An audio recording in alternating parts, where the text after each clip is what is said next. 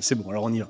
Le marketing a un énorme impact sur le revenu. Quand le marketing et les sales se tirent dans les pattes, en fait, tu te concentres sur tes objectifs personnels et tu te bats pour tes intérêts, tu te bats pas pour la boîte. Pour être un leader, tu dois passer du temps avec tes équipes. Ton temps n'est pas plus important que le leur. Les mauvaises habitudes, c'est de créer des silos. Si tout le monde est dans le même bateau et que tu es habitué dès le premier jour à ce que tes leaders et surtout les équipes en dessous bossent main dans la main, au moins on se plante ensemble. Si tu te dis « je suis pas à ce niveau de maturité, on en parlera dans 1 an ou 2 », tu vas peut-être aller plus vite, mais tu vas aller plus vite tout seul. Tu es un leader marketing, tu ne peux pas baisser la tête devant le leader sales.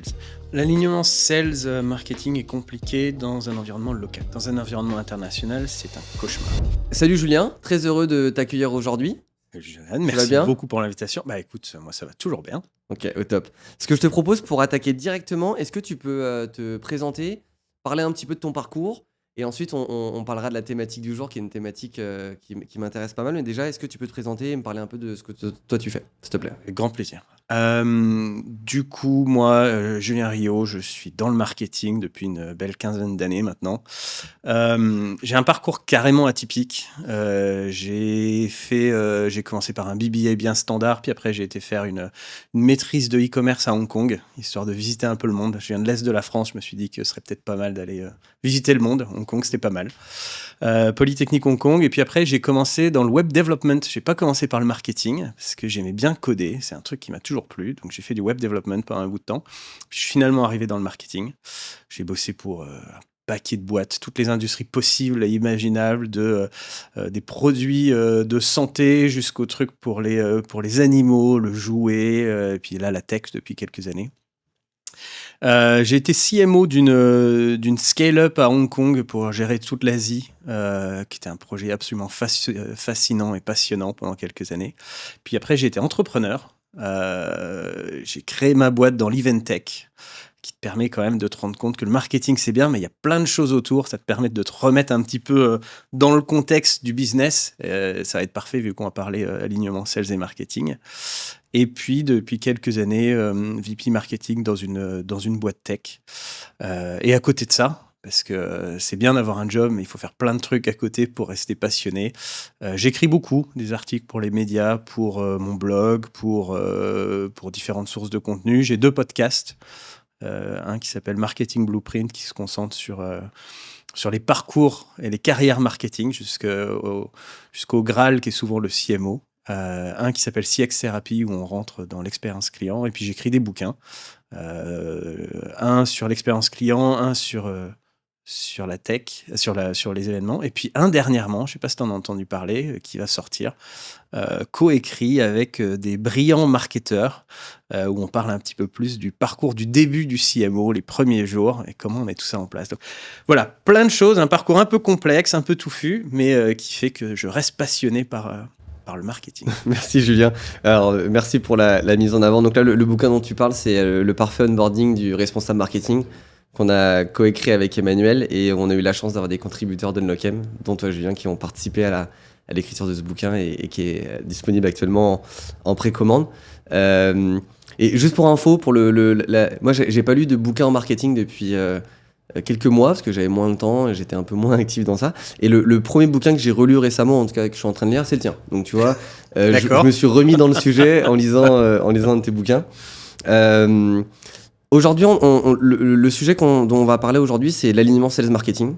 Pour la petite histoire, la raison pour laquelle on t'a contacté avec Emmanuel, c'est parce qu'en fait, donc on a été regardé sur Unlockem, sur la plateforme. J'ai été creuser un peu quelles sont les questions qui sont les plus posées. Et en fait, je me suis rendu compte qu'il y avait 19% des contenus, depuis qu'on a lancé la plateforme, des questions ou des commentaires qui traitaient de cette thématique-là. Finalement, c'est pas une surprise que le sujet de l'alignement sales marketing, c'est un sujet qui revient très souvent. On en parle sur LinkedIn, on l'entend dans toutes les communautés. Sur Unlockem, du coup, ça représente 19% des interrogations des membres. Et du coup, je pense que c'était important d'avoir un moment d'échange. Et du coup, directement, on a pensé à toi pour prendre le temps d'essayer de créer un contenu où on adresse concrètement la thématique de l'alignement sales marketing. Et pour rentrer dans le sujet, est-ce que tu peux me partager un peu ta vision assez macro, mais juste qu'on comprenne avec tes mots ce qu'est pour toi l'alignement sales marketing et quel rôle il a dans ton quotidien en tant que VP marketing? Alors, déjà avant de répondre à ça, j'adore l'approche, il y a 19 des contenus qui parlent de ça, on va se concentrer là-dessus. C'est l'approche géniale quand tu veux faire du contenu. On commence déjà par les faits et non pas par les préférences personnelles, donc fantastique. Merci de me proposer ce sujet. Hem, Alignement sales et marketing, en fait, c'est le backbone d'une stratégie. C'est-à-dire que j'ai jamais vu une boîte avec un marketing génial qui arrive à fonctionner sans un alignement avec les sales. Bon, après, tu vas avoir des différences entre B2B, B2C, en fonction des industries. Il y a toujours, tu jamais une règle qui s'applique à tout. Mais de mon expérience personnelle, quand le marketing et les sales se tirent dans les pattes, en fait, tu te concentres sur tes objectifs personnels et tu pas la vision d'ensemble et tu te bats pour tes intérêts, tu te bats pas pour la boîte. Quand tu commences à avoir un alignement sales et marketing, non seulement tu as les gens qui se battent ensemble pour leur entreprise, mais en plus, tu commences à avoir un projet commun. Pourquoi c'est important? Parce que les sales, tu les aimes pas, ils parlent à ton client. Le marketeur, le bon marketeur, il va peut-être passer un peu de temps à rencontrer des clients une fois de temps en temps, mais son taf au quotidien, c'est pas de parler aux clients et aux prospects.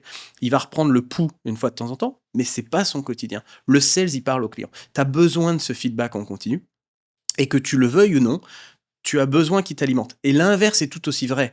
Le sales, il parle certes à des clients, mais il n'a pas la vue d'ensemble du marché, il n'a pas la compréhension de on sait que tel ou tel contenu fonctionne parce qu'on a les stats qui nous disent, là, tu me parlais des 19% sales et marketing sur ta plateforme, mais c'est un job de marketeur au quotidien, de savoir quels sont les sujets qui intéressent nos prospects? Quel est le white paper qui download? Quel est l'ad qui fonctionne sur LinkedIn parce que c'est le bon sujet? Le marketeur, il a cette vision, il a besoin de la donner aux sales. Et cet alignement, il est essentiel pour toutes ces raisons. Ok, hyper intéressant. Alors, je le disais tout à l'heure en off, moi dans mon parcours, j'ai eu un parcours qui est très orienté B2C. Donc forcément, je suis très influencé par la vision marketing B2C. Ça fait 3 ans que je fais du B2B et donc en fait que je m'initie ou que j'essaie d'appliquer ma vision marketing dans un nouveau contexte. Et moi, ce qui m'a marqué avec le sujet de l'alignement sales marketing, c'est que c'est une thématique alors, qui revient vraiment de manière courante. Je trouve que c'est une thématique qui est tout aussi, en fait, depuis 3 ans, depuis que je l'entends, en fait, à le même niveau d'intensité. On en parle toujours autant depuis 3 ans, donc avec la même intensité qu'il y a 3 ans qu'aujourd'hui. Ce qui fait que j'ai l'impression que les sujets n'ont pas vraiment été résolus, alors qu'on en parle de plus en plus. Et j'ai aussi l'impression que c'est une thématique qui est pleine de stéréotypes. Euh, des deux côtés. Et donc, du coup, moi, ce que j'aimerais bien, c'est, selon toi, quels sont les stéréotypes qui nuisent en fait, à ce bon alignement? Qu'est-ce qui ressort tout le temps et qui, en fait, finalement, c'est peut-être plus vraiment d'actualité ou alors ça a plus trop de sens? Alors, déjà, je pense que c'est un sujet qui sera jamais résolu. Ce qui sera jamais résolu parce que c'est une guerre d'ego. C'est pas une histoire de process, c'est pas une histoire de mise en place, c'est pas une histoire de stratégie. Il y a plein de choses que tu peux faire pour l'améliorer, d'accord? Il y a des process que tu peux mettre en place. Mais au final, c'est des problèmes humains et les problèmes humains, tu en auras toujours. Donc ça, c'est le premier constat. Deuxième, tu me parles des stéréotypes. Il y en a un paquet. Le premier, celui que j'adore, j'ai une ex-collègue qui s'appelle Monica Visconti-Patel, qui est aujourd'hui CMO d'une boîte qui s'appelle Hardoc, qui m'a dit un jour un truc qui me restera, qui me dit Marketing is not parties and glitter. Le marketing, c'est pas les paillettes et les soirées, les événements. Trop souvent, dans les boîtes marketing, dans les boîtes, pardon, on a ce stéréotype que le marketing, on est là pour organiser la soirée de Noël, pour changer les couleurs du logo et pour faire en sorte qu'une présentation soit jolie. C'est pas ça le marketing. Le marketing a un énorme impact sur le revenu. Pour y arriver, on va faire du branding, on va faire des présentations, on va faire des événements, on va faire plein de choses. On est certainement le département qui a le plus de leviers et qui a la plus grande complexité du type de profil qu'on a au sein du marketing. Mais on n'est pas là pour organiser des soirées et avoir des paillettes. Quand une entreprise a cette vision du marketing, on sait que déjà on va aller droit dans le mur parce que le marketing, ça va être un sous-sujet, souvent planqué sous les sales, etc. Ça, c'est peut-être le premier stéréotype. Le deuxième stéréotype, c'est de dire que les sales ne savent pas collaborer. C'est comme partout. Il y a des cons partout. Il y en a chez les sales, il y en a chez les marketeurs. Mais un sales, par définition, peut très bien collaborer. Moi, j'ai bossé avec énormément de sales qui sont super ouverts à la collaboration et avec qui on crée des choses magnifiques. Et puis, il y en a qui sont complètement fermés parce qu'ils savent mieux que les autres. Mais des cons, il y en a partout. Donc, ce stéréotype-là, il est assez catastrophique et il faut l'effacer au plus vite. Et peut-être le dernier stéréotype, c'est que le marketing devrait bosser pour les sales. Pour moi, il y a une relation fournisseur à client entre le marketing et le sales, mais fournisseur à client positive. C'est-à-dire que tout fonctionne quand il y a une collaboration. Certes, le marketing est en amont, il crée des trucs, il va les fournir aux sales. Et de toute façon, tu as cette logique d'amont à aval où tu vas créer du contenu, tu vas créer des leads, tu vas créer des ops, tu vas créer du pipe qui vont être gérés par tes sales derrière. Donc, tu as toujours cette relation. Mais c'est pas une relation de dominant à dominé. C'est une relation intelligente de collaboration. Si tu arrives à effacer ce stéréotype, tu es déjà dans une dynamique qui va être beaucoup plus positive. Moi, tu vois, ce point-là, ça me parle beaucoup. On en a parlé il y a pas longtemps dans une office hour sur une locem où tu as justement parlé de ça, de cette relation de dominant à dominé. Et ça a fait vraiment écho quand je l'ai entendu, et là encore quand t'en parles. La première mission que j'ai prise où j'ai eu un sujet alignement sales marketing, je me rappelle, je me sentais pas assez calé sur la thématique, donc j'ai été lire des contenus et j'ai vu cette notion de le marketing se met au service. Et donc moi, je l'ai pris très littéralement. Et donc du coup, dans la manière dont j'ai amené la vision, le mouvement que je voulais faire, et dans les échanges que j'ai eus avec du coup mon père côté sales, j'ai mis en avant cette idée-là. Je vais me mettre au service d'eux. Et ben, ça a été une catastrophe. C'est-à-dire que parce que les mots qu'on utilise ont beaucoup de sens et les mots ont conditionné le positionnement dans lequel je me suis mis, ont conditionné les actions que j'ai essayé de mettre en place, ont conditionné le rôle que j'ai donné aux gens avec qui j'avais travaillé dans l'équipe dans laquelle j'étais. Et en fait, au bout de 3-4 mois, bah, ça fonctionnait pas. À l'époque, j'avais pas la maturité pour comprendre ce qui fonctionnait pas. J'étais peut-être encore dans d'autres stéréotypes. Aujourd'hui, je le comprends beaucoup mieux. Et du coup, je pense que ce dernier stéréotype, il est vachement important parce qu'il est peu ou pas compris. Encore dans certains events où je participe, c'est vrai qu'il y a beaucoup d'éléments de langage qui ressortent comme ça. On se met au service d'eux, etc. Certaines fois, je sais pas si c'est en mode...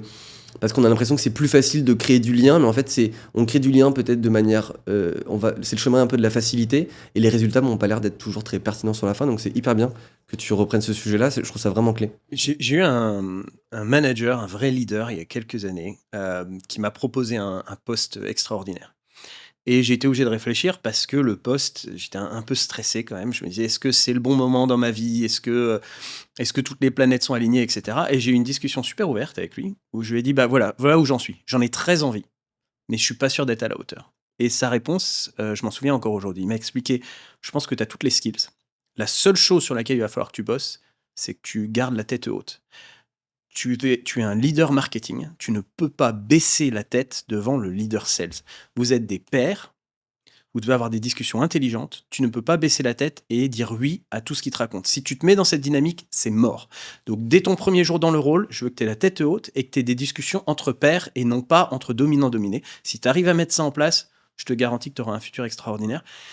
Et ben, je l'ai gardé jusqu'ici parce qu'en fait, c'est vrai, on est des pairs, on doit avoir cette collaboration. Et tu peux pas avoir une collaboration positive si tu te mets toi-même dans une situation où tu baisses la tête et t'attends de recevoir des ordres. Tu peux pas y arriver. Ouais, ça me parle. Alors là je rebondis en citant une discussion que j'ai eue avec Emmanuel, mais Emmanuel, elle dit qu'il faut être le best friend un peu du père côté sales. Mais ce qui est intéressant dans les exemples qu'elle présente, c'est que le best friend, c'est autant dans le fait de se parler tout le temps, les échanges, etc. Mais aussi dans le fait d'aller un peu au fight, de pas hésiter à aller confronter les idées. Et elle disait souvent, le matin, des fois, on se parlait, ça fightait, mais en fait, on était dans une confrontation directe où on se cachait pas les choses. Ce qui faisait que c'était beaucoup plus simple de reparler le soir ou le lendemain et de continuer à avancer. Et donc, du coup, ça va carrément dans cette direction. Et ça me parle. Et c'est un très bon conseil, du coup, qui t'a été transmis à cette époque. Exactement. Ouais. Quelques bons managers par le passé. Incroyable. J'aimerais bien... peut-être que tu nous partages un peu une anecdote personnelle. Alors, je te donne le choix. Soit parler d'une friction qui illustre vraiment cette problématique de l'alignement sales marketing, ou au contraire, parce qu'en fait, on parle beaucoup de choses négatives. Peut-être au contraire quelque chose de beaucoup plus positif qui montrait une sorte d'alignement un peu parfait, mais en tout cas quelque chose que tu as vécu qui te permette de donner qu'un exemple concret sur l'une des deux thématiques. Bah, si tu veux, je peux te donner les deux, parce que j'ai eu les deux extrêmes. On va commencer par le négatif sur pourquoi le sales et marketing, c'est essentiel. Il y a quelques années, j'étais dans un environnement dans lequel sales et marketing, on était vraiment dans 2 silos. C'était ce genre de boîte dans laquelle, je pense qu'il y a plein de personnes qui vont se reconnaître, tu toujours t'as jamais le temps de planifier le futur parce que tu es toujours en train de régler un problème urgent. Tu as toujours un jour de retard. C'est toujours un truc que tu aurais dû régler hier. Et du coup, tu prends jamais le temps de vraiment réfléchir à ta roadmap parce que tu es toujours en mode, en anglais on dit fire drill, toujours en train d'essayer d'éteindre un incendie. Tu as toujours une urgence. Et du coup, ça génère des silos. Et ça casse la collaboration. Et on était dans ce mode-là, et on arrive en fin de quarter, début de quarter suivant, et on fait le All-Hands traditionnel, le Town Hall, All-Hands, peu importe comment on l'appelle, où on réunit toutes les équipes et on va présenter à la fois le futur, puis surtout le passé. On ferme un petit peu le quarter et on parle de ce qui s'est passé.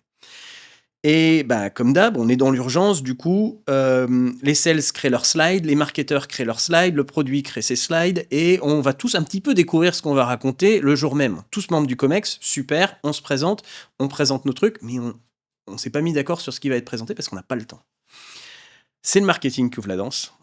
On a eu un quarter extraordinaire. Je présente tout ce qui a été présenté, tout ce qui a été créé. Je représente tout ce qu'on va créer le quarter suivant et je présente nos résultats. Je sais plus ce que c'était, on avait 200% de la target ou 250% de la target, un truc de dingue. J'étais en mode, on va faire la fête, c'est le meilleur quarter ever, timing fantastique. Et puis, pendant que je parle, c'était avant l'ère du work from home. C'était vraiment, on est tous en cercle autour, et puis le mec va au centre du cercle et on présente nos trucs. Et au fur et à mesure que je parle, je commence à jeter un coup d'œil, je vois mon head of sales qui a la bouche qui s'ouvre peu à peu, et je vois qu'il est pas à l'aise du tout. Bon, tant pis, je finis mon truc. Je sors, c'est lui qui rentre derrière. Et lui, qui est un speaker extraordinaire, il commence à balbutier. Parce que lui, ce qu'il était en train d'annoncer juste derrière, c'est qu'on s'est pris une sacrée claque côté sales le quarter précédent. J'étais peut-être à 75-80% des targets, je me souviens plus. Mais bref, c'était un mauvais quarter. Et là, je me rends compte pendant qu'il fait sa présentation, déjà qu'il est incroyablement mal à l'aise, et d'autres, que moi j'ai fait le speech de l'année, on vient de tout péter, et lui il arrive derrière, et en fait on s'est planté. Et je me dis, mais les équipes qui sont autour, mais on est en train de leur donner du chaud-froid là. Ils savent plus, c'était un bon quarter ou c'était un mauvais quarter. Et c'est catastrophique pour les équipes, c'est catastrophique pour ma relation avec le sales, parce qu'on aurait pris 10 minutes pour s'aligner avant, pour se dire, en fait, c'était un bon quarter ou c'était pas un bon quarter. On aurait pu éviter cette catastrophe. Mais en fait, même si on s'était aligné 10 minutes avant, ça aurait pas réglé le problème, ça aurait réglé comment on le présente. Oui, oui, oui. Le problème, il était beaucoup plus fondamental, c'est on a des objectifs qui n'étaient pas du tout alignés. Moi, j'ai vraiment fait un super quarter, il a vraiment fait un mauvais quarter, et c'est possible que le quarter suivant, ce soit l'inverse. Et en fait, ce manque d'alignement, pour moi, ça a été la douche froide. On a eu une discussion un petit peu animée derrière, avec tout le COMEX, pas que sales et marketing. J'étais pas plus en tort que lui, mais en fait, on s'est rendu compte qu'il y a un paquet de trucs qu'il allait falloir changer, et que c'était très en amont. C'était pas juste on s'aligne 5 minutes avant la prise de parole, parce que c'était catastrophique. Le retour des équipes, à l'époque, on faisait pas mal de sondages pour voir alors, les équipes, comment vous vous sentez, comment s'est passé ce quarter, comment est la communication dans la boîte. Mais en fait, c'était terrible parce que on avait vraiment l'impression qu'on n'était pas aligné du tout, et c'était assez catastrophique. Donc voilà, tu voulais une mauvaise anecdote, c'en est une négative. Et juste sur cet exemple-là, alors, qui est très précis mais qui est hyper inspirant, est-ce qu'on peut pas se dire aussi parfois que l'alignement sales marketing, c'est aussi un sujet, j'ai l'impression, où on peut vite s'endormir, c'est-à-dire qu'en fait on rentre dans une routine, on oublie qu'il y a des choses qui vont pas, et il faut attendre qu'il y ait un moment un peu critique pour créer des prises de conscience, des sursauts, ouais, c'est ça. Et du coup, typiquement, après ce moment qui devait être hyper difficile, il s'est passé quoi? Enfin, ça a lancé une dynamique positive et c'était trop cool, ou au contraire, vous êtes enterré dans quelque chose d'encore plus... Ça a été quelques semaines très difficiles avant une amélioration. Mais finalement, c'est pas si différent d'un couple. C'est pas si différent d'un couple. Tu t'installes dans ta routine. Peut-être que tu vas te coucher le soir et chacun est sur son téléphone, et puis on se dit vaguement bonne nuit, on s'endort, et puis le lendemain matin, on regarde le téléphone avant même de se dire bonjour. Tu t'installes dans cette routine, et puis d'un coup, tu as un sursaut parce qu'il y a une engueulade qui fait que peut-être qu'il va falloir qu'on recommence à aller au resto un peu plus souvent, qu'on se fasse des ciné et qu'on arrête de passer nos soirées sur Netflix à bouffer une glace. C'est pas si différent d'un couple. Sauf que tu l'as pas choisi. C'est peut-être la seule différence. Tu es obligé de vivre avec, tu l'as pas choisi, mais tu as cette routine qui s'installe. Et finalement, quand tu as une routine qui s'installe, c'est pas si mal que ça. Ça veut dire que vous êtes à l'aise l'un avec l'autre. Mais ça vaut le coup de temps en temps d'avoir ce petit électrochoc. Là, franchement, j'aurais préféré un électrochoc moins violent sur cette anecdote parce que ça a été un peu compliqué derrière. Mais c'était carrément nécessaire. Et peut-être qu'on s'en serait pas rendu compte sans ça. Ok.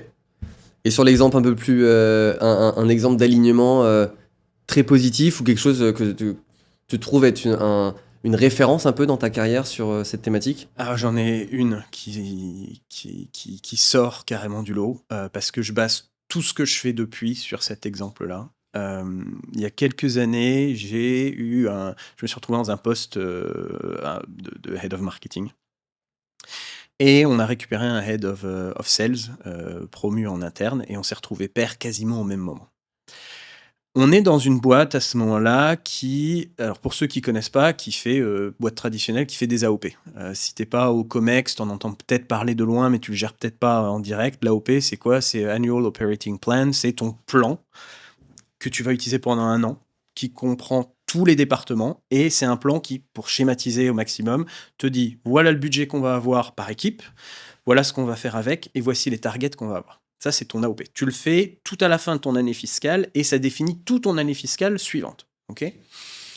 Dans un monde parfait, un AOP, ça se fait tous ensemble, main dans la main, on est tous alignés, on sait ce qu'on va faire. Dans la réalité, dans beaucoup de boîtes, l'AOP, il se fait en silo, il se fait en urgence, il est mal géré. Et c'est typiquement ce qui se passait dans cette boîte où on avait chacun faisait son AOP. C'est 56 allers-retours. Donc, tu dis, voilà ce dont j'ai besoin, voici ce que je vais générer.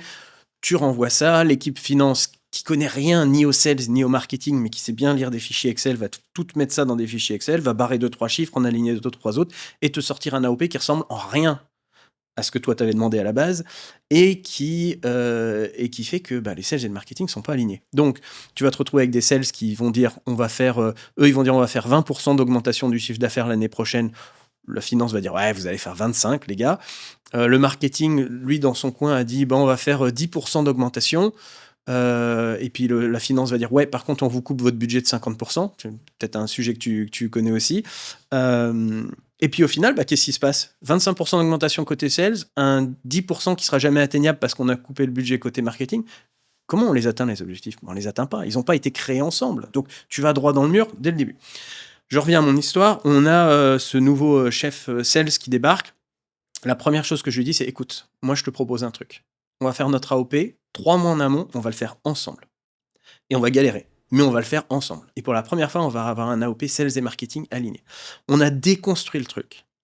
On est parti de ses targets à lui. Tu penses que tu vas faire quoi? On va te demander 15, tu sais quoi, on va être ambitieux. Tu vas vouloir faire 20.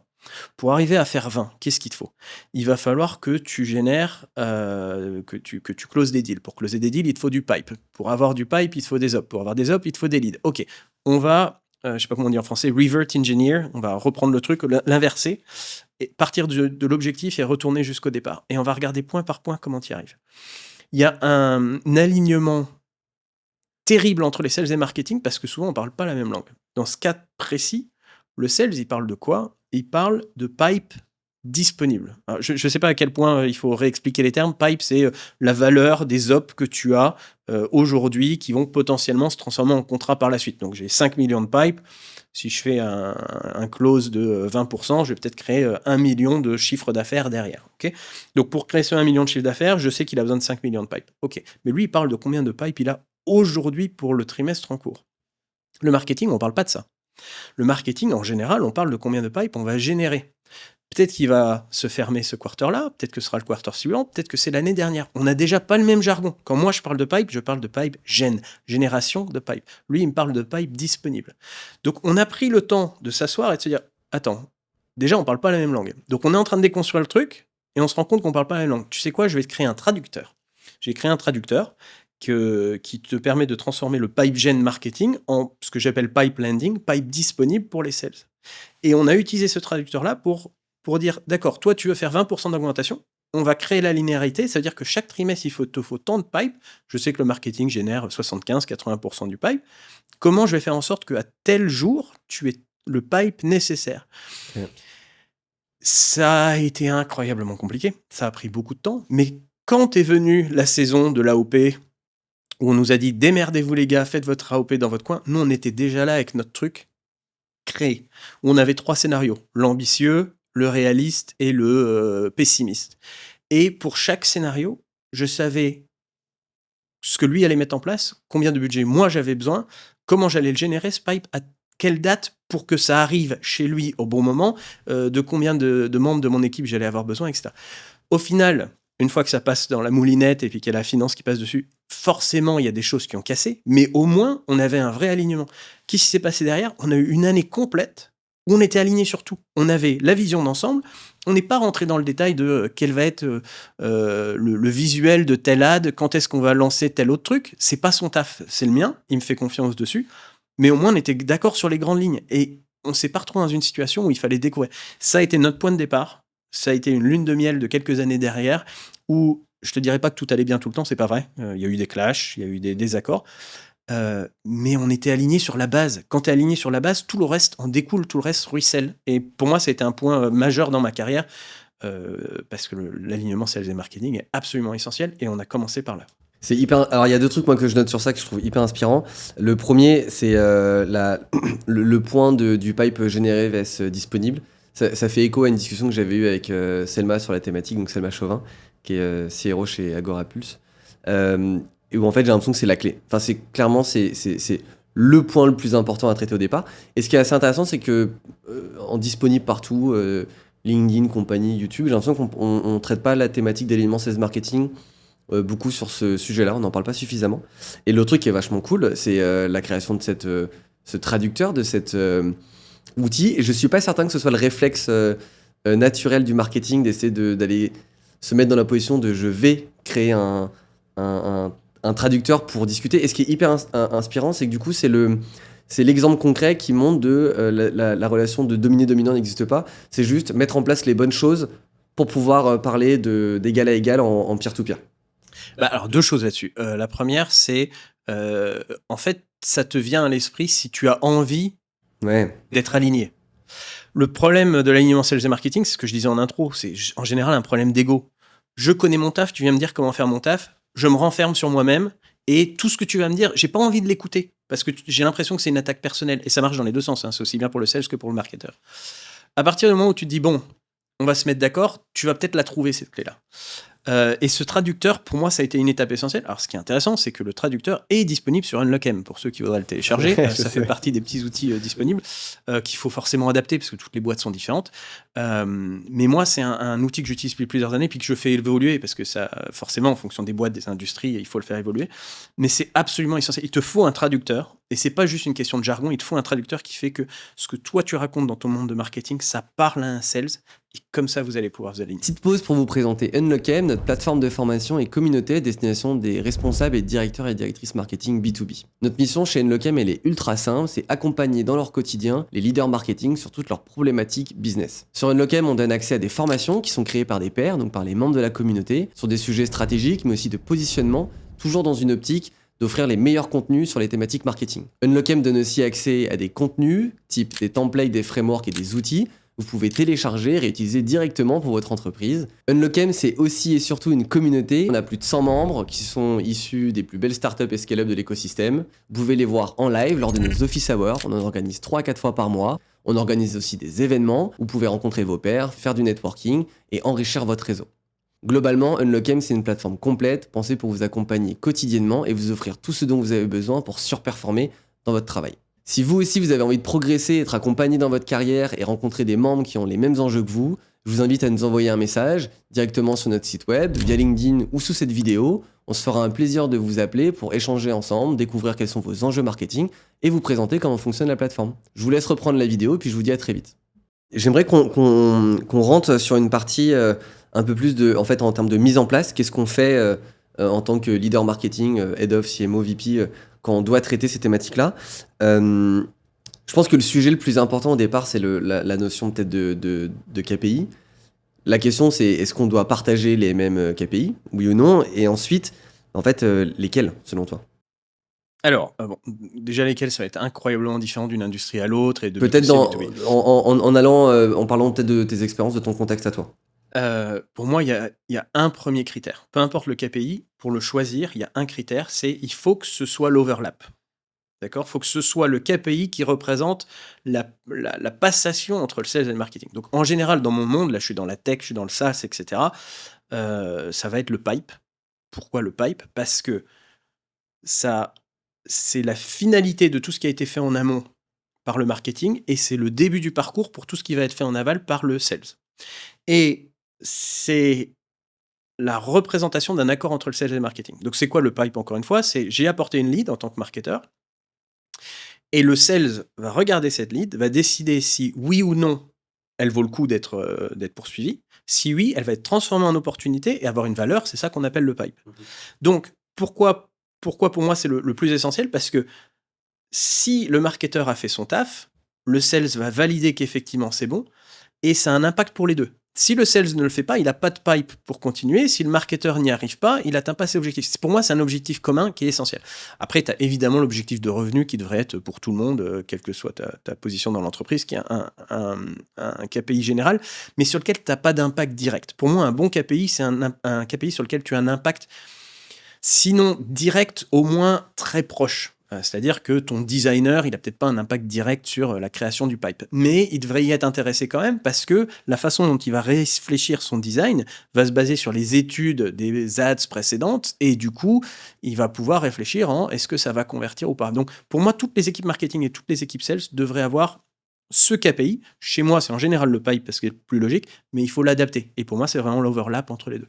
Une fois que tu as ce KPI-là, il faut tout un ensemble de sub-KPI qui vont s'adapter à deux choses, qui vont s'adapter au profil de chacun. Je le disais tout à l'heure, le marketing, c'est génial et c'est terrible parce que tu as des profils incroyablement variés. Donc tu peux avoir un ou deux KPI généraux qui regroupent tout le monde, mais tu vas être obligé d'avoir des KPI qui sont un peu spécifiques à chaque profil pour que ça ait du sens dans le quotidien de tes équipes. Et donc, il faut que ce soit adapté au profil et il faut aussi que ce soit des KPI pour un alignement sales et marketing pour la majorité d'entre eux qui maximisent cet alignement. Donc, par exemple, taux de conversion. Les taux de conversion, c'est super. Est-ce que tes op, elles sont vraiment converties derrière parce que ça va parler de la qualité, non pas de la qualité de ta lead en amont, mais de la qualité de la passation. Est-ce que le taf de la passation entre sales et marketing, elle est faite correctement? Ça peut être des choses comme les KPI de lead gen par rapport à la capacité. Ça, c'est un truc dont j'entends jamais parler et pourtant qui est essentiel. C'est-à-dire, moi j'aime bien quand les équipes finance viennent toquer à ma porte en me disant pour arriver à tes objectifs, il faut que tu fasses 30% de leads supplémentaires. D'accord? Est-ce qu'on a suffisamment de sales pour traiter 30% de leads supplémentaires? Parce que si tu n'as pas suffisamment d'heures dans la semaine pour que les sales les traitent, moi je vais créer des leads supplémentaires qui passent direct à la poubelle.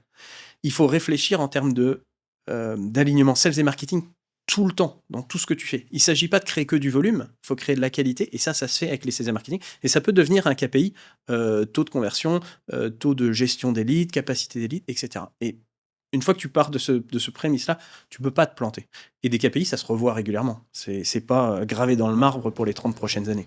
Et, je vais être très transparent, c'est vrai que j'avais jamais pensé à visualiser ce sujet-là sous l'angle de la capacité de gestion. Et en fait, ça me fait écho à un autre, à un autre service dans lequel moi j'étais, qui m'intéressait beaucoup, notamment en B2C, c'est la partie service client. La capacité en fait à gérer les demandes clients, où on demandait toujours d'avoir un des meilleurs standards de qualité, mais est-ce qu'on était staffé correctement pour pouvoir en fait offrir ces standards de qualité? Et c'est vrai que j'avais jamais pensé au côté alignement sales marketing. Et en fait, la manière dont tu l'expliques, c'est ultra logique de se dire, ok, on veut augmenter le volume de leads, mais en fait, qu'est-ce qui se passe après? Est-ce que les gens vont être capables de le gérer? Quelle est la qualité de l'expérience qu'ils vont leur offrir? Est-ce qu'ils vont être capables de faire quelque chose de manière correcte? Et du coup, je trouve ça hyper intéressant de pouvoir faire le lien. Et j'ai aussi l'impression que, dans l'exemple présenté, que c'est peut-être un KPI ou en tout cas quelque chose qu'on peut regarder, quelle que soit la taille de l'entreprise, le stade de maturité.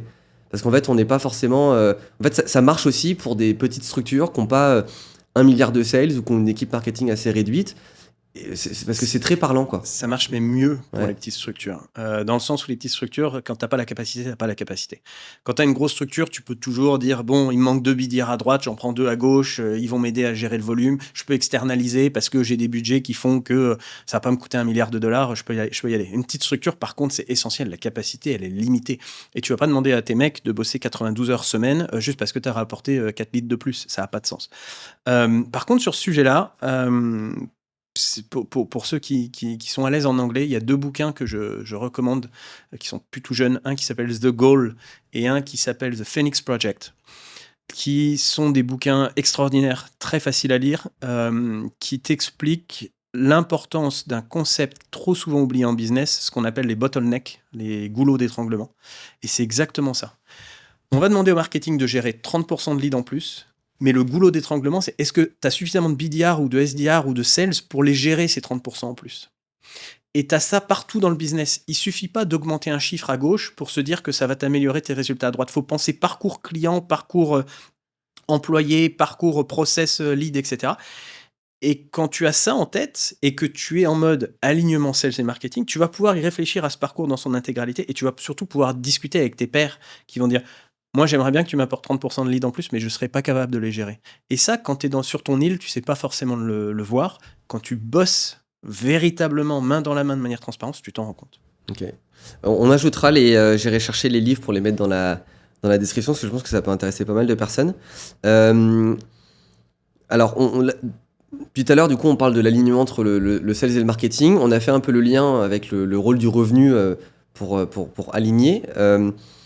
Selon toi, à quel moment une entreprise doit se mettre dans une... donc là, on parle un peu plutôt du stade de maturité de l'entreprise, mais à quel moment elle doit se mettre dans une optique vision orientée revenu commun? Donc, est-ce qu'il y a un stade qui est est-ce qu'il y a des prérequis, est-ce qu'il y a un stade qui est plus adapté que l'autre, ou est-ce que dès le départ, day one, c'est important d'avoir cette vision? Alors, c'est jamais trop tard pour le faire, mais pour moi, c'est day one. T'as pas forcément tous les éléments prêts pour le faire correctement dès le premier jour. Tu vas faire des erreurs, tu vas te planter. Mais si tu fais ça dès le premier jour, tu évites un truc énorme qui est les mauvaises habitudes. Les mauvaises habitudes, c'est de créer des silos. Si tout le monde est dans le même bateau et que tu es habitué dès le premier jour à ce que tes leaders et surtout les équipes en dessous bossent main dans la main, au moins on se plante ensemble. Du coup, on apprend ensemble, du coup, on s'améliore ensemble. Si tu te dis, je suis pas à ce niveau de maturité, on en parlera dans 1 an ou 2, tu vas peut-être aller plus vite, mais tu vas aller plus vite tout seul. Et au moment où tu vas vouloir commencer à bosser ensemble, en fait, tu as créé des modèles dans lesquels les sales bossent avec les sales. Les marketeurs bossent avec les marketeurs. Ils n'ont pas cette vision commune. Ça va être incroyablement difficile de les faire bosser ensemble. Donc pour moi, c'est dès le premier jour. Et si tu l'as pas fait dès le premier jour, le meilleur jour suivant, c'est immédiatement. Le meilleur jour suivant. Ok, hyper intéressant. J'aimerais bien avoir ta vision sur un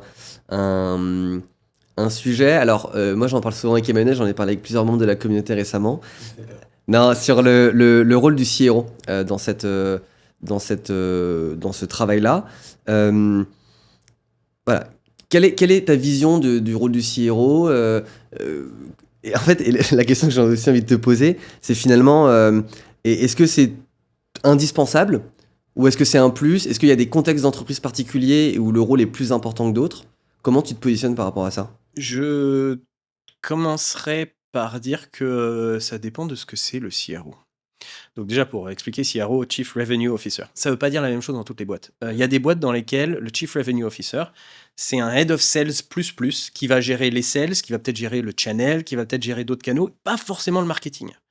Et tu as des CRO dans lesquels le chapeau, c'est je gère l'ensemble de tout ce qui va générer le revenu, ça inclut le marketing. Ok.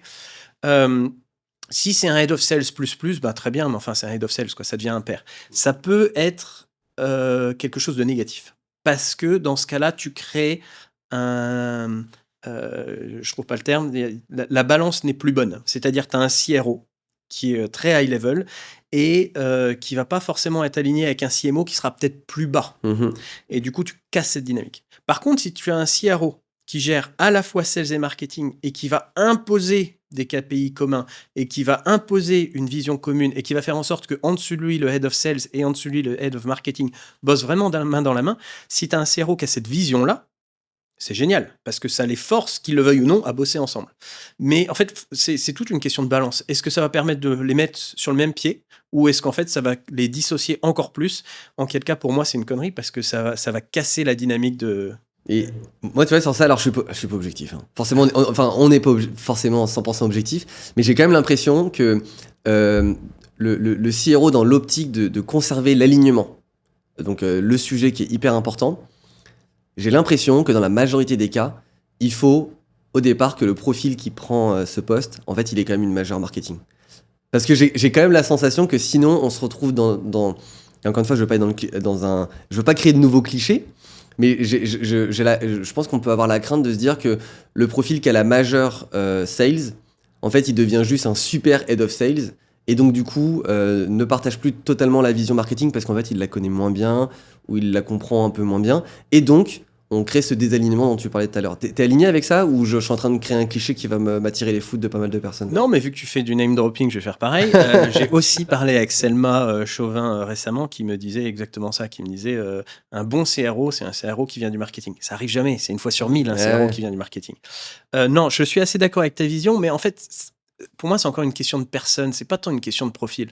Si tu as un head of sales qui a cette vision, je bosse avec le marketing main dans la main. Et ben, quand il deviendra CRO, il connaît le marketing, il a bossé avec le marketing et il va garder cette fibre collaborative.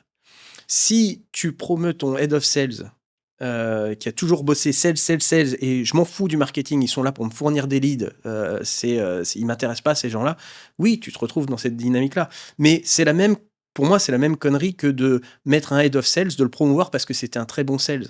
Un head of sales, c'est un leader qui sait mener des équipes et qui sait avoir la vision de l'entreprise, la vision globale.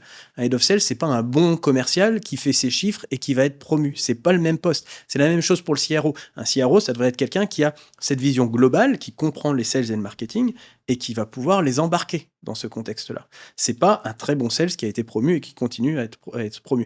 Mais ça, c'est des questions de politique interne. C'est pas des questions tant d'alignement que de profil et d'ego. Bon, alors, bon. Finalement, j'ai été facile à retourner.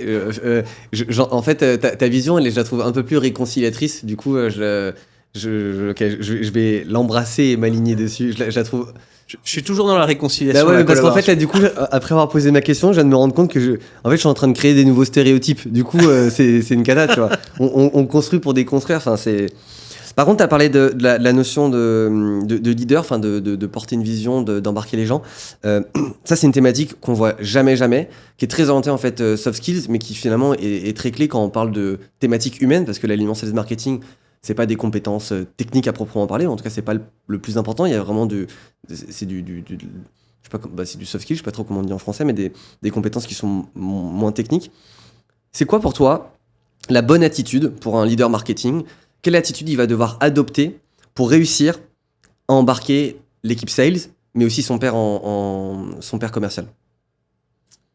J'en vois 3.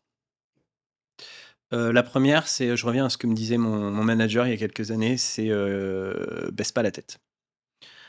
Te mets pas dans une situation dominant-dominé. Ça, c'est essentiel parce que si vous êtes des pairs, vous devez collaborer. D'accord? Donc ça, c'est le premier élément de l'attitude. Le deuxième élément, c'est l'élément qui vient contredire le premier. C'est, il faut que tu gardes la tête haute, mais ça veut pas dire qu'il faut que tu sois hautain. Il faut que tu sois dans la collaboration. Donc, il faut que tu sois ouvert au feedback. Il faut que tu acceptes que quelqu'un a une vision différente. Ça ne veut pas dire accepter tout ce qu'il te dit, mais ça veut dire être, encore une fois, ton head of sales, il parle au client. Il sait des trucs que tu sais pas. Toi, tu sais des choses qu'il sait pas, mais lui, il sait des choses que tu sais pas. Il faut être dans cette vision de, on va bosser ensemble, je vais apprendre de toi, tu vas apprendre de moi. C'est le deuxième élément. Le troisième élément qui va venir, à mon avis, complémenter tout ça, c'est le fait que il va falloir être dans ce que le marketing fait de mieux, à savoir la vulgarisation. Toi, tu gères une équipe qui fait aussi bien du design, du branding, que des trucs techniques comme du Google Ads ou du LinkedIn Ads, qui va créer des campagnes complexes avec des flows, qui va gérer des flows de leads, qui va être en PMM, en mode écriture de contenu, produit, positionnement, pricing, qui va être en mode création de contenu. Tu as tellement de complexité dans le marketing, tu peux pas t'attendre à ce qu'un head of sales ait cette compréhension. Il a une vue. Il y a un sujet dont je parle constamment, ça va fatiguer les gens autour de moi, c'est l'effet Dunning-Kruger. Ça, c'est un truc qui me passionne. Pour le vulgariser en 2 secondes, l'effet Dunning-Kruger, c'est un effet psychologique qui a été étudié il y a plusieurs décennies par des psychologues qui remarquent que, vu de l'extérieur, tout est toujours incroyablement simple. Tu as certainement entendu un head of sales qui te dit « Mais t'as qu'à lancer une campagne. T'as qu'à faire un email. » Ça, c'est simple. Des emails, j'en envoie 50 par jour. Ça va pas être compliqué de faire une campagne email. Mais parce qu'il sait pas la complexité derrière, parce qu'il l'a jamais fait. Vu de dehors, c'est simple. Si tu vois ta petite nièce de 3 ans qui joue du piano comme une virtuose, tu te dis bah, « Attends, ma nièce de 3 ans, elle joue du piano, ça va pas être compliqué. » Jusqu'au jour où tu essaies de te mettre à faire du piano pour la première fois et tu te rends compte que ta main gauche, elle fait pas du tout elle fait la même chose que ta main droite. T'arrives pas à dissocier les trucs. C'est incroyablement compliqué. Ça, c'est l'effet Dunning-Kruger. Vu de l'extérieur, tout est super simple. Et quand tu commences à rentrer dans le dur du sujet et à l'essayer toi-même, tout devient incroyablement compliqué jusqu'à ce que, la pratique faisant, tu commences à être plus en plus expert dans ton sujet et tu le gères bien. Et bien ça, c'est ce qui casse beaucoup de relations marketing et sales, parce que, vu de l'extérieur, le sales, il se dit, bon, c'est les paillettes et les soirées, le marketing. Leur truc, c'est simple. Il n'y a pas besoin d'être un génie pour faire ça. Il n'y a qu'à faire ça. C'est ton taf en tant que head of marketing de vulgariser pour que ce soit compréhensible, mais tout en montrant la complexité, mais en la simplifiant pour que ce soit compréhensible. C'est pas facile. C'est simple sur le papier. Encore une fois, c'est l'effet Dunning-Kruger. C'est simple sur le papier, c'est complexe dans la réalité. Mais garder la tête haute, tout en étant ouvert d'esprit, tout en étant capable de vulgariser et de parler le même langage, on en est retour sur le traducteur de tout à l'heure.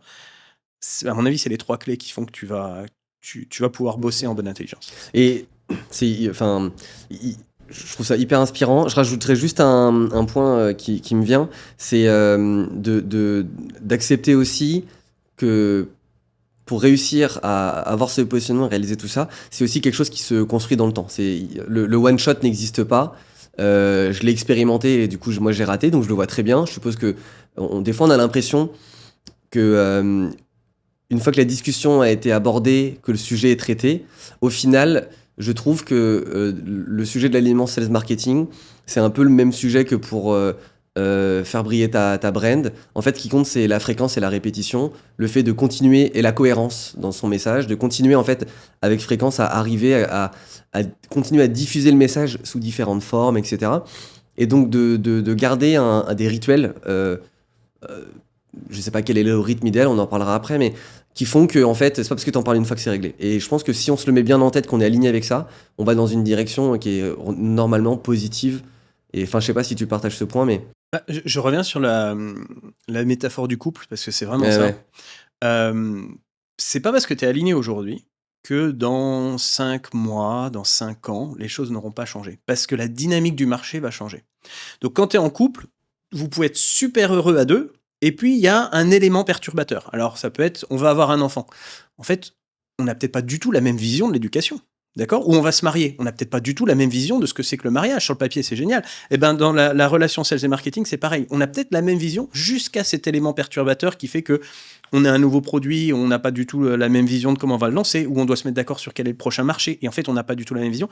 Et quand tu rajoutes cet élément, il faut tout de suite refaire un alignement, s'assurer que, comme tu le disais, tu as ces routines, ces discussions constantes qui font que c'est pas grave s'il y a un élément perturbateur, on va le prendre en compte, on va se réaligner. Et c'est un travail constant parce qu'il y a toujours des choses qui changent. Ok, super intéressant. On a la chance, enfin, toi, tu as eu un parcours qui est 100%, enfin, très orienté international. On l'a vu tout à l'heure quand tu t'es présenté.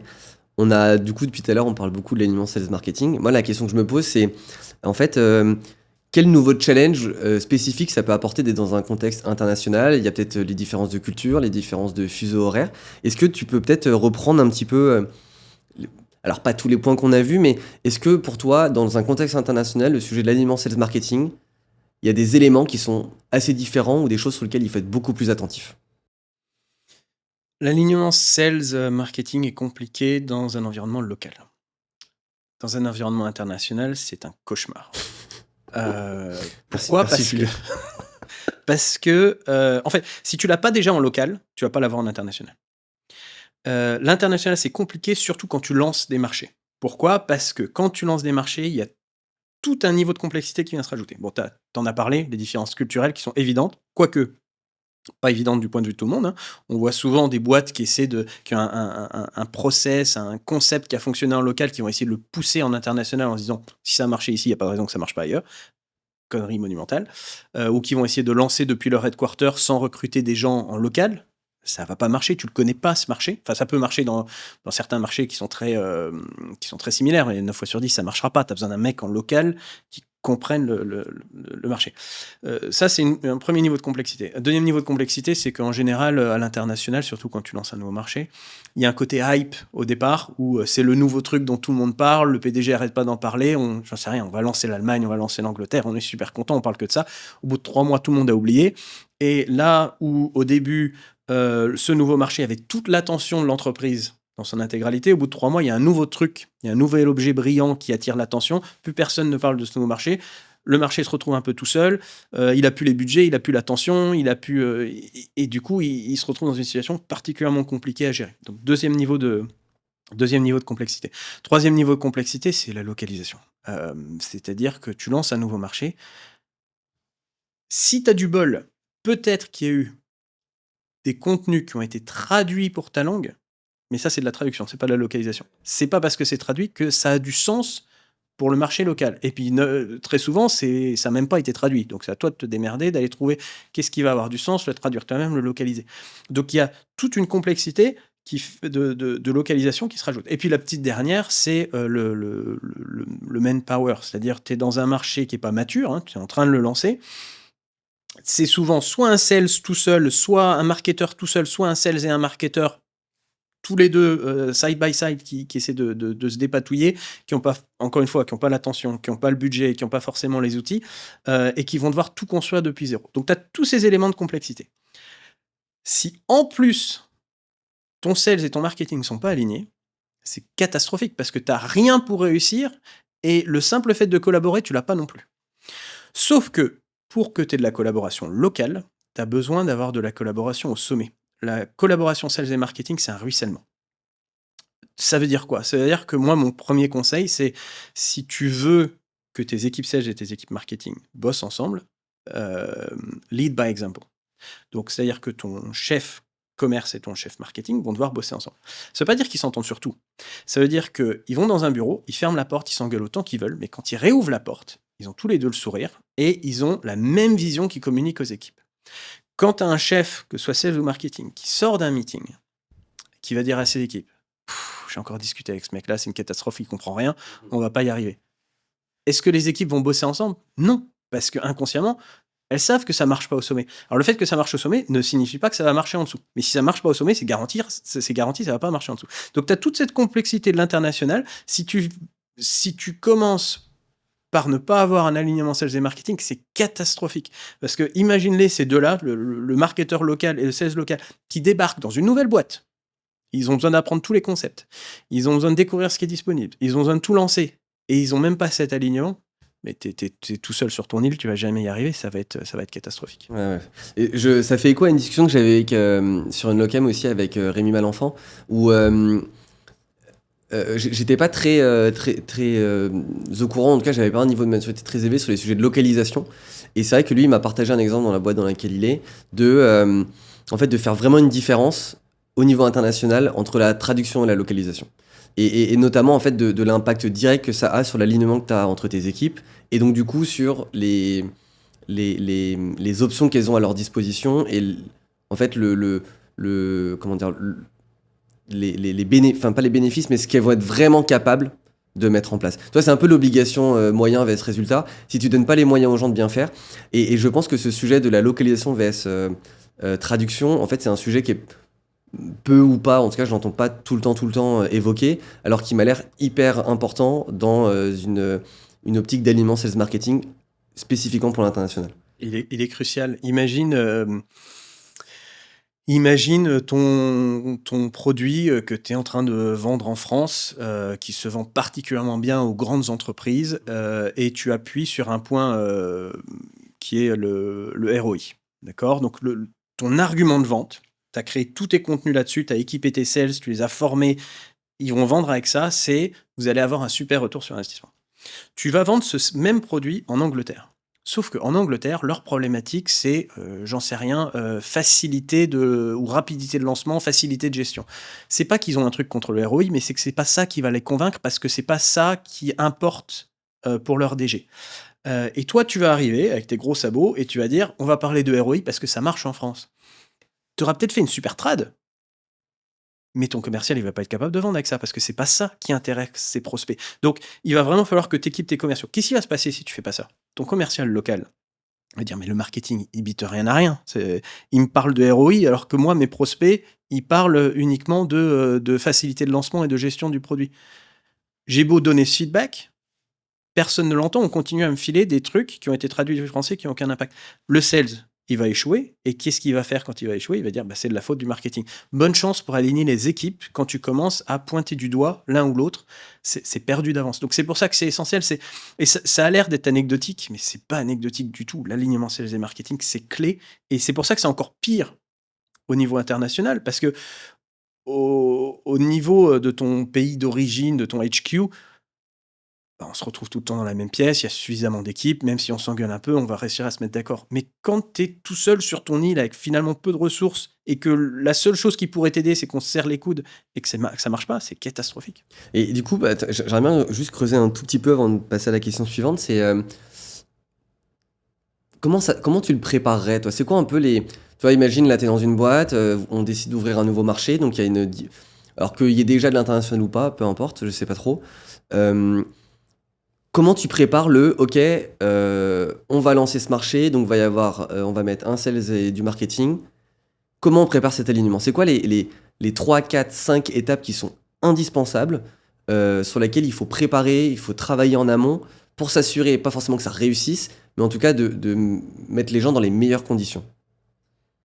Je sais pas si j'aurais 3, 4, 5 étapes, j'aurais 2 choses Au moins, essentielles, ouais, je ouais, pense. 2 ça me va aussi. Hem, c'est bon, alors on y va. Les 2 choses essentielles, c'est un niveau headquarter et 2 niveau local.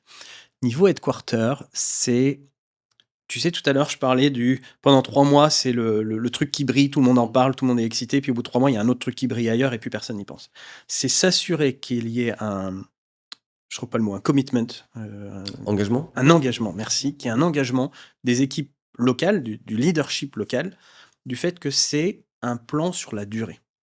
Trop souvent, au début, que ce soit le leader sales, marketing ou autre d'ailleurs, au début, on se fait un point quotidien avec, le jeune tout seul qui est lancé sur son marché et puis ça devient un point hebdomadaire et puis, finalement, bon, j'ai pas trop le temps, je l'annule pour cette semaine, mais, sans faute, on parle la semaine prochaine et puis ça décolle pas assez vite, donc ça représente, que 0,2 de mon chiffre d'affaires. Franchement, j'ai plein de trucs à faire à côté, j'ai pas le temps et doucement mais sûrement, on s'en occupe plus de ce marché-là. Un marché naissant, n c'est un marathon. Ça va pas te rapporter grand-chose au début. Mais si tu lui donnes pas ton focus, ça va empirer. En fait, te lance pas. Si t'es pas prêt à te lancer, te lance pas. Tu vas perdre un temps fou au début. Tu vas faire des réunions où les choses n'avancent pas. Mais si t'es pas prêt à le faire, il faut pas le faire du tout. Parce qu'en fait, tu investis du pognon pour rien. Donc, faut ce commitment, cet engagement dès le début de je sais que ça va être difficile, mais je vais dévouer 20 15 3 de mon temps, peu importe. Je m'engage à le faire et à vraiment lui trouver les ressources et à vraiment lui trouver les réponses et à vraiment l'aider au quotidien. À aller lui rendre visite, à aller voir ses clients aussi, à participer à quelques meetings pour moi aussi le récupérer ce retour, terrain. Voilà. Faut cet engagement. Et la deuxième petite, idée en local, un truc qui a bien marché pour nous par le passé, c'est, que tu commences par recruter un sales ou un marketeur, peu importe. Mais essaie d'en recruter, 2 à la fois. Essaie de trouver ton profil parfait qui dit: «Ah bah, moi j'ai bossé avec telle ou telle personne, je pense qu'on devrait la recruter». Que ce soit le marketeur qui ramène un sales ou le sales qui ramène un marketeur. Comme ça, tu as déjà, il y a tellement de choses à apprendre quand tu arrives dans une nouvelle boîte. C'est encore pire quand tu arrives sur un nouveau marché parce qu'il y a personne pour t'aider. Tu connais pas le produit, tu connais pas les process, tu connais pas, tu pas ce côté, je suis intégré dans l'équipe parce que t'es pas sur les mêmes, fuseaux horaires, tu fais pas les after work avec les autres, donc tu es vraiment isolé et en plus, tu vas devoir apprendre à bosser avec quelqu'un qui est dans la même situation que toi, à découvrir le truc. Si tu arrives à trouver quelqu'un qui te dit: «Moi, j'ai le la personne parfaite à ramener», tu sais qu'ils ont déjà bossé ensemble, tu sais qu'ils ont déjà ce côté collaboratif, tu vas gagner un temps fantastique. Alors, c'est plus facile à dire qu'à faire. Non, mais c'est assez. Enfin, je trouve ça intéressant parce qu'en fait, ça donne une nouvelle piste à explorer au moment où la question se pose. Et bien entendu que, en fait, tu peux pas toujours trouver un profil qui t'amène à un autre profil. Donc, mais déjà, se poser la question, c'est se donner une option complémentaire. Exactement. Et j'aimerais juste revenir un tout petit peu sur. Et puis, pardon, je termine juste là-dessus.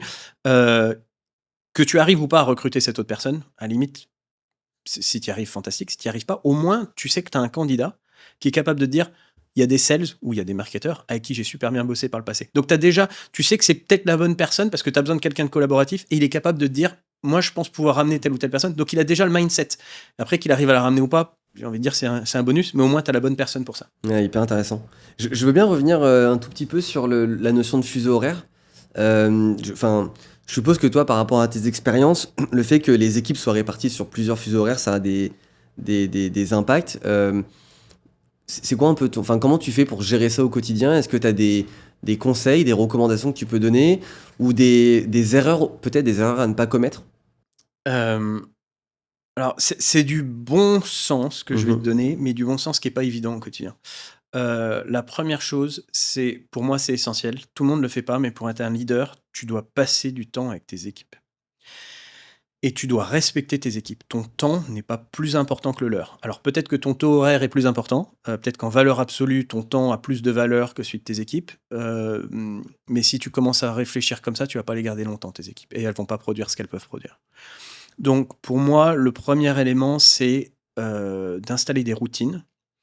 Et la première routine, c'est tu passes du temps privilégié one-to-one avec chacun de tes directs, qui soit en Australie et que tu sois obligé de le faire à 8 heures du mat, ou qu'il soit à San Francisco et que tu sois obligé de le faire à 18 heures, si tu as la responsabilité d'une équipe, tu passes du temps avec eux toutes les semaines. Alors ça peut être une demi-heure, Mhm. c'est pas forcément une heure, mais tu dois avoir ça à heure fixe, et tu dois pas être le manager qui, 5 minutes avant, bon franchement j'ai pas le temps aujourd'hui, on peut reprogrammer ça et faire ça demain, ça peut arriver une fois de temps en temps. Ça peut pas être ton quotidien. Tu es obligé de leur montrer que je te dédie du temps, c'est sur mon calendrier, c'est fixe, ça ne bouge pas. Après, ça peut être annulé en dernière minute parce que aujourd'hui, on n'a rien à se dire, d'un commun accord. Bon, je vais pas te prendre du temps tôt ton matin ou tard ton soir, on va s'arranger différemment. Mais ça doit être sur ton calendrier et ça doit être un truc auquel tu te tiens. Et ça doit être un rendez-vous sur lequel c'est toi, manager, qui apporte de la valeur. Si c'est du micromanagement, alors dis-moi ce que tu as fait cette semaine, que je puisse te donner un bon point, c'est catastrophique. Par contre, si c'est dis-moi en quoi je peux t'aider, sur quoi tu as galéré cette semaine, à la porte de qui je vais devoir aller toquer pour m'assurer que, je te donne un exemple super concret d'un truc qui m'est arrivé 1 million de fois, quelqu'un avec qui je bosse en Australie, on se fait notre meeting hebdo, qui me dit bon, je voulais pas t'en parler précédemment, mais j'ai un conflit avec un sales en local que je connais un petit peu comme le loup blanc parce que j'ai eu des plaintes, je sais pas combien de fois, de ce sales en particulier. J'ai du mal à gérer parce qu'elle me prend de haut, elle refuse de me parler. Ben moi, je vais peut-être pouvoir t'aider à mon niveau en parlant à son manager à elle et à faire en sorte qu'on mette un petit peu d'huile dans les rouages. Pas mettre de l'huile sur le feu, mais mettre de l'huile dans les rouages. Ça, il me le dit. Pourquoi il me le dit? Parce que on a ce point hebdo où il sait que je suis en mode je t'écoute et je t'aide et tout ce que tu vas me raconter, je vais essayer d'y faire quelque chose. Je suis pas là juste pour faire semblant de t'écouter pendant que je réponds à mes emails. Je te dédie du temps. C'est incroyablement essentiel. Ça, c'est le premier truc. Deuxième truc, c'est il faut aussi que tu l'intègres. Donc, c'est-à-dire que ces personnes-là, c'est d'autant plus difficile si, comme moi, tu en as en Australie et aux US. Tu n'arriveras jamais à avoir l'Europe, l'Australie et les US sur le même créneau horaire. Donc, tu vas devoir peut-être dupliquer. Tant pis. Fallait créer ton orgue différent. Mais il faut qu'il y ait des réunions d'équipe. Et les réunions d'équipe, c'est pas pour le plaisir de faire de la réunionnite, c'est parce que tu as besoin de les intégrer, ces gens-là. Qui bossent au bureau ou qui bossent en remote, finalement, ils sont en remote. D'accord? On s'en fout qu'ils soient au bureau ou pas, ils sont tous en remote d'une certaine manière. Mhm. Tu as besoin de créer une cohésion d'équipe. Et ça se crée en ayant, pareil, des points hebdo où tout le monde est dans le même call, du coup, et où on partage des trucs. Il faut que ce soit un moment de partage. Il ne faut pas que ce soit le boss qui parle pendant 1 heure pour raconter sa vie, on s'en fout. Il faut que tout le monde puisse partager un peu et qu'ils puissent discuter entre eux. Et puis, le dernier truc, c'est il faut que l'information circule. Il n'y a rien de pire que les gens du HQ sont toujours au courant de tout, et le mec qui est en Australie, qui est aux Philippines, qui est aux US, qui est en Angleterre, ne sait jamais ce qui se passe parce que on part du principe que, bon, si je l'ai dit à un tel, il va y avoir un téléphone arabe qui va se mettre en place et tout le monde sera au courant à un moment ou à un autre. C'est catastrophique, ça, comme communication. Donc, que ce soit via des HoloLens, que ce soit via de l'email, que ce soit via, j'en sais rien, des messages, peu importe, il faut que tu aies une communication qui se mette en place où tout le monde a le même niveau d'information à tout moment. Il faut que tes équipes soient intégrées, quoi. Et c'est facile sur le papier. Au quotidien, ça demande de faire certains sacrifices et de vraiment y mettre du sien. Mais c'est essentiel, c'est comme ça que tu crées une équipe qui collabore. Si tu veux qu'ils collaborent avec les sales, t'as intérêt à faire en sorte qu'ils collaborent entre eux déjà. Ouais, en fait, c'est ce que j'allais te demander, parce qu'en fait, on a l'impression effectivement de la facilité. Enfin, sur le papier, ça paraît facile à faire, mais toi, typiquement, dans ton quotidien, ce travail-là de transmission de la communication et de créer des moments dédiés, enfin, je suppose que ça prend quand même une grosse partie de ton temps. Est-ce que tu as peut-être, je sais pas, peut-être un ou deux tips pour toi réussir en fait à te donner le temps ou en tout cas à t'organiser de manière, d'une bonne manière pour pouvoir faire ça correctement? Alors, tous mes one-on-one, j'ai pas mal de routines en place. D'accord, j'ai des one-on-one avec tous mes directs. Je fais des skip level, c'est-à-dire où je parle à mes N-1, mes N-2 une fois par an, ou enfin quand ils ont besoin, ma porte est toujours ouverte, mais donc je me donne cette obligation de le faire au moins une fois par an. Que ce soit mes meetings d'équipe, que ce soit mes HoloLens, que ce soit mes communications, c'est en rouge dans mon calendrier. Et pourquoi c'est en rouge? Parce que tu n'y touches pas. À moins qu'il y ait ce jour-là un trade show, tu vas pas demander à l'organisateur de la conférence de bouger la conférence pour toi. À moins qu'il y ait un truc qui soit vraiment impossible à bouger, il n'y a aucune raison de déplacer les meetings avec mes équipes. Pourquoi? Parce que c'est le minimum de respect. Ouais, quand je parle à des gens autour de moi qui me disent: «Ah bon, bah, finalement, j'ai un trou parce que mon manager a encore annulé mon meeting pour la 12e fois». Mais il devrait pas être manager, il faut arrêter 2 secondes. Ton manager, c'est d'être au service de tes être manager, c'est être au service de tes équipes. C'est ça la base du rôle de leader, d'accord? Donc pour moi, c'est en rouge dans mon calendrier, ça ne bouge pas. Si je galère à tout faire, ben, tant pis, je trouverai. Peut-être qu'il faut que je priorise mieux. Peut-être qu'il y a des choses que je devrais plus faire. Mais en tout cas, le temps avec mes équipes, c'est la priorité numéro un. C'est ce qu'on attend de moi au final. Parce que il faut être cohérent. Qui est-ce qui crée de la valeur? C'est tes équipes ou c'est toi? C'est tes équipes qui créent de la valeur. Donc, même si je vire tous ces trucs-là et que je gagne 10 heures par semaine de travail, qu'est-ce que je vais faire, moi, dans mon temps, qui va générer plus de valeur que des équipes motivées? Rien. Mon job, c'est de motiver mes équipes, de faire en sorte qu'ils bossent ensemble. Il n'y a pas un meeting où je ne parle pas de collaboration. D'ailleurs, ça saoule tout le monde parce que je parle de collaboration sans arrêt. Mais il n'y a que ça qui marche, parce que c'est eux qui créent la valeur. Donc, il faut faire en sorte qu'ils bossent ensemble. Et puis, il y a aussi un truc aussi quand même de. Enfin, tu vois, le fait d'en parler et d'être on revient à ce que tu as dit tout à l'heure, mais en fait, être le bon exemple, en tout cas, mettre la bonne dynamique, mettre les efforts, fait que ça lance un mouvement qui est beaucoup plus simplement suivi en dessous, en parallèle, à côté, etc. Et finalement, c'est très compliqué d'être exigeant avec ses pairs ou avec les gens avec qui on bosse si à côté de ça, on fait pas les choses proprement. Donc finalement, c'est quand même ultra ultra clé. Et je pense qu'il y a beaucoup de sujets de désalignement qui partent du fait qu'on a l'impression que le désalignement, en fait, c'est l'autre. Alors qu'en vérité, déjà, même nous, de notre côté, on n'a pas toujours fait le taf comme il faut. Ok. Pour terminer, parce que là, la discussion a été très riche, j'ai appris énormément de choses. Est-ce que tu pourrais, je sais pas, me partager 2-3 actions concrètes si là, tu devais parler à un père qui te pose des questions sur l'alignement sales marketing, en fait, pour résumer un peu l'échange qu'on a eu, ce qu'il faut vraiment retenir, 2-3 choses ultra importantes pour lui, pour son quotidien, sa carrière, et pour réussir à être efficace sur cette thématique. Bon, d'abord, je reprendrai les 3 éléments dont on a parlé tout à l'heure. Garde la tête haute, vous êtes au même niveau. Accepte le feedback constructif. Alors, faut que vous vous mettiez sur un niveau où le but, c'est pas des attaques personnelles, d'accord? On a un niveau d'échange, comme tu me disais avec Emmanuel précédemment. On peut se fighter un petit peu le matin, mais le but du jeu, c'est que ce soit constructif, quoi. Si ça devient des attaques personnelles, ça n'a plus d'intérêt. Et le troisième truc que je disais, c'est sois en mesure de vulgariser. Pars pas du principe qu'il connaît le marketing, c'est toi qui connais le marketing, donc tu dois être capable d'expliquer pourquoi telle ou telle chose est facile ou compliquée. Ça, c'est la base. Ensuite, quelqu'un qui commencerait à réfléchir à alignement sales et marketing, il faut mettre des routines en place. Je parlais de, moi j'ai 4 niveaux avec mes équipes. C'est le one to one qui est essentiel. Le one to few, c'est quand je rencontre les équipes. J'ai le one to many qui est, le all hands, au moins une fois par mois et en général, j'aime bien faire plus souvent que ça pour que tout le monde ait le même niveau d'information et puis le quarterly review. Je déteste les entretiens annuels, je trouve que ça sert à rien, ça me gonfle plus qu'autre chose. Par contre, tous les quarters, on prend 1 heure pour pas parler du quotidien, mais pour parler de voilà. Donc j'ai ces routines avec mes équipes, j'ai des routines avec les sales. Et je pense que le leader doit montrer l'exemple, mais tout ne vient pas d'en haut. Moi, je parle à mon père, je m'attends à ce que mes équipes parlent à leur Mhm. père et qui communiquent entre eux sans avoir besoin de demander l'autorisation au-dessus. C'est aussi ça de ne pas faire du micromanagement, c'est de leur faire confiance. Ils ont compris la direction. Maintenant, eux, ils vont voir comment on y va ensemble. Ok, donc, il faut mettre ces routines en place. Il faut insister pour que les équipes mettent ces routines en place. Faut s'assurer, comme tu le disais, que la communication continue, c'est pas un one-off.